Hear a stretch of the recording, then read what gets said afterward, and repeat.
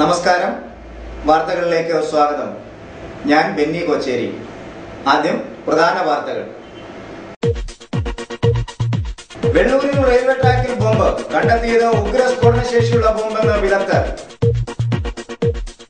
കലാലയങ്ങൾ വ്യാഴാഴ്ച കസവെടുത്തു. സ്കൂളുകളിൽ ഓണാഘോഷം വെള്ളിയാഴ്ച. ഓണ വിപണികളിൽ വൻതിരക്ക്. സർക്കാർ വിപണികളിൽ ആവശ്യത്തിന് വസ്തുക്കളില്ലെന്ന് ആക്ഷേപം. ബാങ്കുകളുടെ പണിമുടക്ക്. സാമ്പത്തിക ഇടപാടുകൾ നടത്തുന്നതിൽ ജനം വലഞ്ഞു. ഓണ വിപണിയിലും രക്ഷയില്ല. പച്ചക്കറി കർഷകർ കൃഷി ഉപേക്ഷിക്കുന്നു. നാടിനെ ഭീതിയുടെ മുൾമുനയിൽ നിർത്തി വെള്ളൂരിൽ ബോംബ് സ്ഫോടന ശ്രമം. വ്യാഴാഴ്ച രാവിലെ 11ഓടെയാണ് ചോറ്റുപാത്രത്തിൽ ഒളിപ്പിച്ച ബോംബ് റെയിൽവേ ട്രാക്കിൽ കണ്ടെത്തിയത്. സ്ഫോടന ശ്രമം പരീക്ഷണമായിരുന്നുവെന്നും ഏതെങ്കിലും സംഘടനകൾക്ക് സംഭവവുമായി ബന്ധമുണ്ട് എന്ന് അന്വേഷിക്കുന്നതായും പോലീസ് വ്യക്തമാക്കി. കണ്ടെടുത്ത ബോംബ് നിർവീര്യമാക്കി. സംഭവത്തെ തുടർന്ന് എറണാകുളം കോട്ടയം റൂട്ടിൽ ട്രെയിൻ ഗതാഗതം മുടങ്ങി. സംഭവത്തിൽ എറണാകുളം സ്വദേശിയെ പോലീസ് കസ്റ്റഡിയിലെടുത്തു. പാലാ ഡിവൈഎസ്പിയുടെ നേതൃത്വത്തിൽ പോലീസ് വ്യക്തമായ അന്വേഷണം ആരംഭിച്ചു. വ്യാഴാഴ്ച രാവിലെ 11 മണിയോടെയാണ് വെള്ളൂർ റെയിൽവേ സ്റ്റേഷന് സമീപം ട്രാക്കിൽ ബോംബ് കണ്ടെത്തിയ വാർത്ത പുറംലോകമറിഞ്ഞത്. തുടർന്ന് ജനം വെള്ളൂർ റെയിൽവേ സ്റ്റേഷനിലേക്ക് ഒഴുകിയെത്തുകയായിരുന്നു. ട്രാക്കിൽ കിടക്കുന്നത് സ്ഫോടക വസ്തുവാണെന്ന് വെള്ളൂർ പോലീസ് ഉറപ്പാക്കിയതോടെ സമീപം പിടിച്ചിട്ടിരുന്ന ഹൈദരാബാദ് തിരുവനന്തപുരം എക്സ്പ്രസിലെ യാത്രക്കാർ ഭയപ്പാടിലായി. സ്റ്റേഷന് സമീപം തടിച്ചുകൂടിയ ജനക്കൂട്ടത്തെയും സമീപവാസികളെയും ജില്ലയിലെ വിവിധ സ്റ്റേഷനുകളിൽ നിന്നെത്തിയ പോലീസ് സംഘം നിയന്ത്രിച്ചു. 11:30 കോട്ടയത്ത് നിന്നും ബോംബ് സ്ക്വാഡും വിരലടയാള വിദഗ്ധരും ഡോഗ് സ്ക്വാഡും റെയിൽവേയിലെ ഉന്നതരും സ്ഥലത്തെത്തി. 11:45 പാളത്തിന് നടുക്ക് കണ്ട സ്ഫോടക വസ്തു അകലേക്ക് മാറ്റി. തുടർന്ന് പിറവം സ്റ്റേഷനിൽ പിടിച്ചിട്ടിരുന്ന ഹൈദരാബാദ് തിരുവനന്തപുരം എക്സ്പ്രസ് കടത്തിവിട്ടു. പിന്നീട് മുളന്തുരുത്തി സ്റ്റേഷനിൽ പിടിച്ചിട്ടിരുന്ന കോഴിക്കോട് തിരുവനന്തപുരം കന്യാകുമാരി എക്സ്പ്രസ്, ബാംഗ്ലൂർ കന്യാകുമാരി തിരുവനന്തപുരം കേരള എക്സ്പ്രസ് എന്നീ ട്രെയിനുകൾ കടത്തിവിട്ടു. വിജനമായ സ്ഥലത്തേക്കാണ് സ്ഫോടക വസ്തു അടങ്ങിയ ചോറ്റുപാത്രം മാറ്റിയത്. ചോറ്റുപാത്രത്തിനുള്ളിൽ 3 ബാറ്ററികൾ, ടൈമർ, പൈപ്പ്, വയർ, ഡിറ്റണേറ്റർ എന്നിവയാണ് ഉണ്ടായിരുന്നത്. എറണാകുളത്ത് നിന്നും വിദഗ്ധ സംഘം എത്തിയിട്ട് സ്ഫോടക വസ്തു നിർവീര്യമാക്കിയാൽ മതിയെന്ന നിർദ്ദേശമുണ്ടായെങ്കിലും അതിന് കാക്കാതെ സ്ഫോടക വസ്തുക്കളിൽ ഒരു ഭാഗം 12:30 നിർവീര്യമാക്കി. ബാറ്ററിയിൽ നിന്നും ഡിറ്റനേറ്ററുമായി ബന്ധിപ്പിച്ചിരുന്ന വയർ മുറിച്ചു നീക്കിയാണ് ഒരു ഭാഗം നിർവീര്യമാക്കിയത്. 1 മണിയോടെ ചെറിയ സ്ഫോടനം നടത്തി ബോംബ് പൂർണ്ണമായും നിർവീര്യമാക്കി.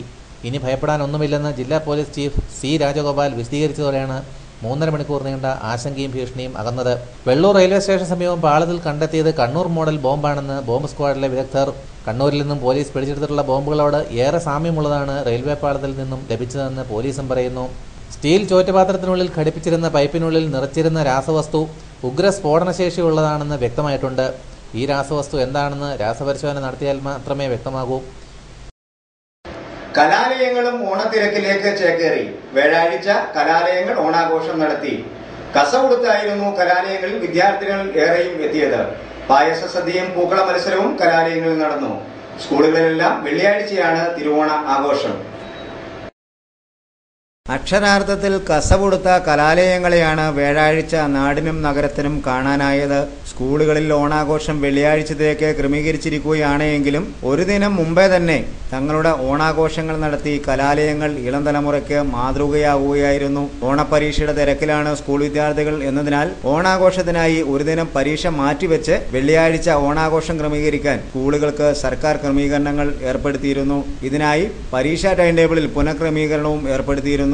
എന്നാൽ കോളേജുകളിൽ സ്ഥിതി മറ്റൊന്നായിരുന്നു. കോളേജുകൾ വ്യാഴാഴ്ച തന്നെ ഓണാഘോഷത്തിന്റെ ലഹരിയിലേക്ക് പൂർണ്ണമായി തന്നെ ഇഴുകിച്ചേർന്ന കാഴ്ചകളായിരുന്നു.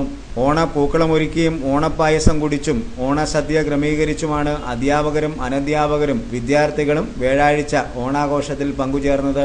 പലയിടങ്ങളിലും അസോസിയേഷനുകളുടെയും വിവിധ വിഭാഗങ്ങളുടെയും നേതൃത്വത്തിൽ ഓണാഘോഷ മത്സരങ്ങളും നടത്തപ്പെട്ടു.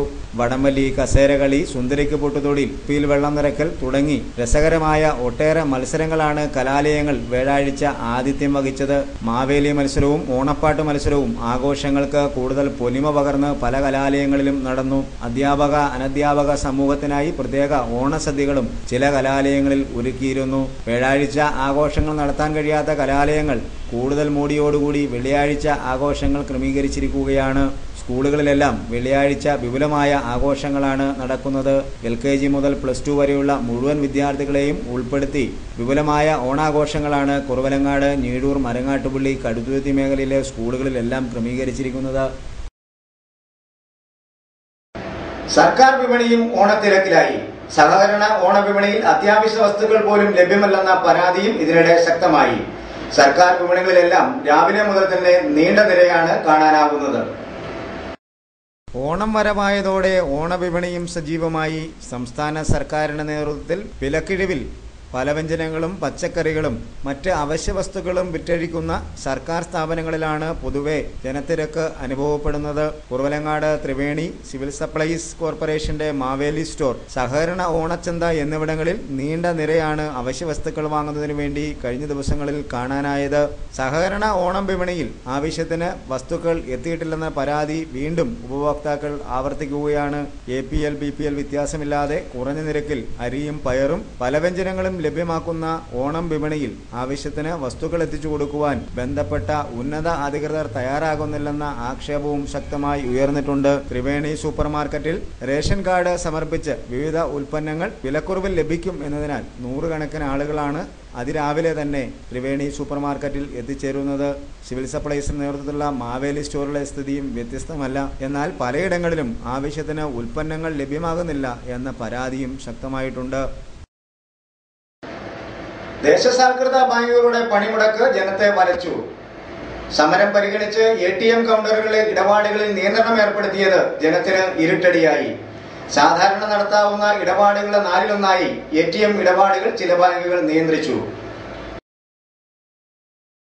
ദേശസാൽകൃത ബാങ്കുകൾ 2 ദിനം പണിമുടക്കിയത് സാധാരണക്കാരന്റെ സാമ്പത്തിക ക്രയവിക്രയങ്ങളെ സാരമായി ബാധിച്ചു. ചെക്കുകൾ മാറ്റുന്നതിനും സാമ്പത്തിക ക്രയവിക്രയങ്ങൾ നടത്തുന്നതിനും പണിമുടക്ക് മൂലം പലർക്കും കഴിയാത്ത സാഹചര്യമായിരുന്നു. ATM കൗണ്ടറുകൾ ഉണ്ടായിരുന്നതിനാൽ മാത്രമാണ് പലർക്കും പിടിച്ചു നിൽക്കുവാൻ കഴിഞ്ഞത്. സാമ്പത്തിക ക്രയവിക്രയങ്ങൾ പരിമിതി സൃഷ്ടിക്കുന്നു എന്നതിനാൽ അവരുടെ ഇടപാടുകൾക്ക് സാരമായ പ്രതിസന്ധികൾ നേരിടേണ്ടി വന്നു. United forum of bank employees എന്ന സംഘടന നേതൃത്വത്തിലാണ് ആഗോളതലത്തിൽ വിവിധ ആവശ്യങ്ങൾ ഉന്നയിച്ച് ബാങ്കുകൾ പണിമുടക്കിയത്. ദേശസാൽകൃത മേഖലയിലും പൊതുമേഖലയിലും ബാങ്കുകൾ കൂട്ടത്തോടെ പണിമുടക്കിയത് നേരിയ പ്രതിഷേധത്തിനും വകവെച്ചിട്ടുണ്ട്. 2 ദിനം തുടർച്ചയായി ബാങ്കുകളുടെ പണിമുടക്ക് നടന്നതിനോടെ പല ATMകളിലും ആവശ്യത്തിന് പണമില്ലാതിരുന്ന സാഹചര്യവും ഉടലെടുത്തിട്ടുണ്ട്. 2 ദിനത്തെ അവധിക്കു ശേഷം 1 ദിനം മാത്രമുണ്ടായിരുന്ന പ്രവൃത്തി ദിനത്തിന് പിന്നാലെയാണ് 2 ദിനം പണിമുടക്ക് കൂടി എത്തിയത്. വീണ്ടും വെള്ളിയാഴ്ച ബാങ്ക് തുറന്നു പ്രവർത്തിക്കുമ്പോൾ ബാങ്കുകളെ കാത്തിരിക്കുന്നത് ഇടപാടുകാരുടെ വലിയ നിര തന്നെയായിരിക്കും എന്നാണ് വിലയിരുത്തപ്പെടുന്നത്. ഓണമെത്തിയിട്ടും പച്ചക്കറി കർഷകർക്ക് പറയാൻ ദുരിതക്കഥ മാത്രം. പല കർഷകരും പാതി വഴിയിൽ കൃഷി ഉപേക്ഷിക്കുന്നുവെന്ന സാഹചര്യവും ഉടലെടുത്തിട്ടുണ്ട്. ഓണമെത്തിയിട്ടും കർഷകർ വിറ്റഴിക്കുന്ന പച്ചക്കറിക്ക് വില വർദ്ധിക്കാത്ത സാഹചര്യത്തിലാണ് പല കർഷകരും പച്ചക്കറി കൃഷി പാതി വഴിയിൽ ഉപേക്ഷിച്ച് മടങ്ങുന്നത്. കഴിഞ്ഞ ദിവസം കനത്ത മഴ കൂടി എത്തിയതോടെ പച്ചക്കറി കൃഷിയുടെ സ്ഥിതി പരിതാപകരമായിരിക്കുകയാണ്. ആയിരക്കണക്കിന് രൂപ ചെലവഴിച്ച് കൃഷി ചെയ്ത പടവലമടക്കമുള്ള കൃഷിയാണ് വിപണിയിൽ എത്തിച്ചാലും കാര്യമായ ലാഭം കൊയ്യാൻ കഴിയില്ല എന്നുള്ളത് മൂലം നിലവിലുള്ള കൃഷി ഉപേക്ഷിച്ച് പുതിയ കൃഷിയിലേക്ക് തിരിയാൻ പല കർഷകരും ശ്രമിക്കുന്നത്. പാടശേഖരങ്ങൾ കേന്ദ്രീകരിച്ച് നടത്തിയ കൃഷിയാണ് നഷ്ടത്തിന്റെ കണക്ക് പറയുന്നത്.